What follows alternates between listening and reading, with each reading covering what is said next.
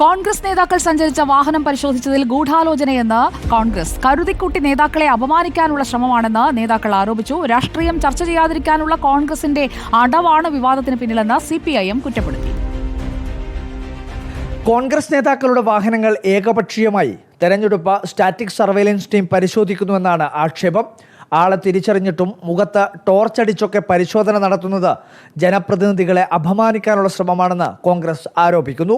ഒരു പ്രധാനപ്പെട്ട ഒരു ജനപ്രതിനിധിയുടെ വാഹനം അങ്ങനെ കയറി ഡോറ് തുറന്ന് ഡിക്ക് തുറന്ന് ബാഗ് തുറന്ന് പരിശോധിക്കലുണ്ടോ?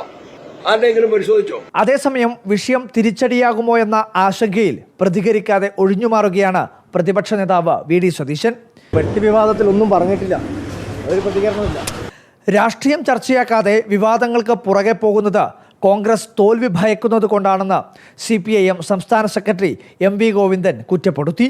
അവരെ മാത്രം അവമാനിക്കാനും മറ്റുള്ളവരെല്ലാം പരിശോധിക്കുമ്പോൾ അവരെ സ്നേഹിക്കാനുമാണ്. അതായത് ഇവർക്ക് വേറെ ഒരു പൊളിറ്റിക്സും പറയാനില്ല, ഒരു രാഷ്ട്രീയവും പറയാനില്ല. നിരായി സ്വീകരിക്കപ്പെട്ട UDF-നെയാണ് ഇവിടെ കാണുന്നത്.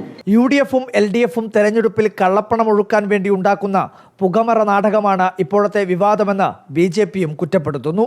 നിലമ്പൂർ ഉപതെരഞ്ഞെടുപ്പുമായി ബന്ധപ്പെട്ടുകൊണ്ടുള്ള വിവാദങ്ങളുടെ പട്ടിക ഏറ്റവും അവസാനം ഇപ്പോൾ ചെന്നെത്തി നിൽക്കുന്നത് വാഹന പരിശോധനയ്ക്കിടെ കണ്ടെത്തിയ ഒരു പെട്ടിയിലാണ്.